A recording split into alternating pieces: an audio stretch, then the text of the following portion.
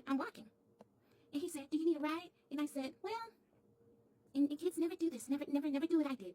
I said, yeah, I'll take a ride. I'm just going to the doll store. So I get into his car, his truck actually. Yeah, his truck. It was a gray truck. And I get in his truck, and then he proceeds to drive off. And then I'm like, oh my gosh, okay, so I'm going to the doll store with the guy. Okay, and then he passes the doll store. And then I turn around and I'm like, hey man, you just passed the doll store. That's where I was going. He says, you're not going to a doll store today. And my face was like this. Oh my gosh, he's doll-napping me. So as I'm sitting in the seat with my beautiful outfit on, like this picture right here, I'm like, oh my gosh, I'm so scared. I'm about to pee on myself. And as I start getting scared, he says, you be quiet. And I said, please, sir, let me go. I promise I won't tell. I don't even know your name. But he said, you're going with me. And I said, please, sir, no.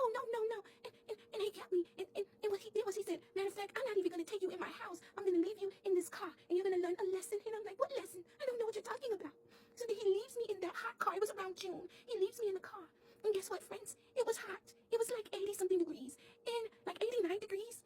Now listen, I live in South Carolina, so it's really, really hot here. So I was like, oh my gosh, like, it's really hot.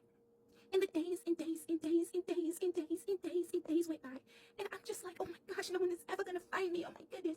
And then somehow, somebody looked in his truck one day. And they said, oh my gosh, he has a doll in here. We got to get her out. And I can't remember the nice lady that came and got me. But she got me and she took me to the doll hospital.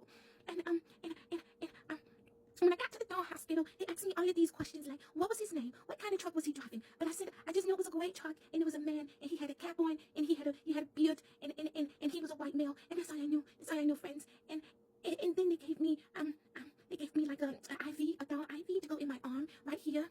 And then they once they gave it to me, I started feeling better. They said if I would have been in that car one more day, I could have been unalived. And it was the scariest thing that happened. And then once I got back to my doll mom, then I seen the memorial service that they prepared for me, and then like the missing posters and all of that. It was really scary, friends. I was like, oh my gosh, like who would do that to such a cutie like me? All I do is spread love, and I just wanted to go to the doll store.